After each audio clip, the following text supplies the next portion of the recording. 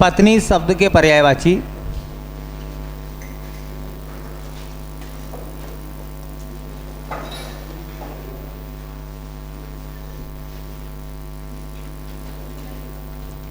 और यहाँ से कुछ शब्द तो ऐसे हैं जो कई बार पेपर में आए हैं। तो एक पर्यायवाची हम लोगों को नोट करना है, पत्नी शब्द के पर्यायवाची। अच्छा, आप डेली जो नोट करते हैं उसका रिवीजन भी करते नहीं करते? इन्हें याद कर लिया करो। हर जगह आपको जो पर्यायवाची पढ़ाए जाएंगे वो मिलेंगे।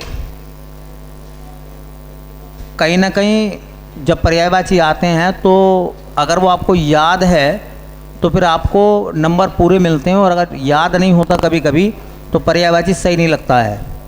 इनका इस्तेमाल तत्सम सद्भाव, प्रत्यय, तत्सम तद्भव, विलोम शब्द, अनेकार्थी शब्द कई जगह इस्तेमाल हो सकता है। चलिए भैया, तो पर्यायवाची पत्नी शब्द का एक पर्यायवाची होता है, उसे कहते हैं संगिनी। संगिनी कभी कभी ना जीवन संगिनी भी लिखा हुआ आपको मिलेगा, तो संगिनी या जीवन संगिनी एक ही बात है। देखिए, पत्नी शब्द का एक पर्यायवाची होता है वामांगिनी। वामांगिनी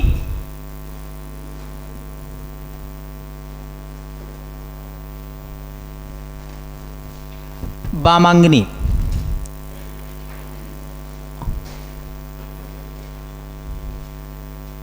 आपने देखा होगा भगवान शिव का एक रूप है, वो है अर्धांगिनी का, अर्धनारीश्वर। अर्धनारीश्वर के रूप में है। आधा रूप पुरुष का है और आधा रूप स्त्री का है। तो जो बायां हिस्सा है वो स्त्री का है। जैसे हमारे दो हाथ होते हैं, एक दायां और एक बायां, तो जो बायां हिस्सा है वो स्त्री का है उस अर्धनारीश्वर रूप में। तो आधा हिस्सा जो कि बायां हिस्सा नारी का है, इसलिए उसको क्या कहते हैं हम? वामांगिनी। वामांगिनी, ठीक है। अच्छा देखो, स्त्री शब्द का मतलब पत्नी शब्द का एक पर्यायवाची होता है, उसे कहते हैं परिणीता। परिणीता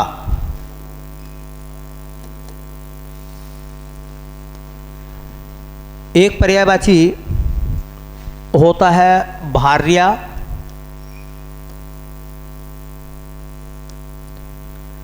एक शब्द होता है वामा। वामा एक शब्द होता है वनिता। वनिता एक शब्द होता है रमणी।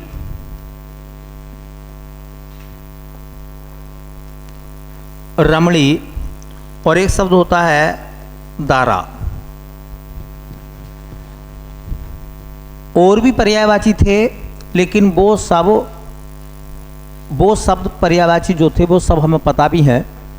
पेपर में इन पर्यायवाची में से भी सबसे ज़्यादा जो आज तक पूछा गया है वो आपने नाम सुना होगा वनिता। तो वनिता पत्नी शब्द का पर्यायवाची है। एक जो इसके बाद पूछा गया है वो भी इम्पोर्टेंट है, वो ये वाला है भार्या। भार्या किसका पर्यायवाची है?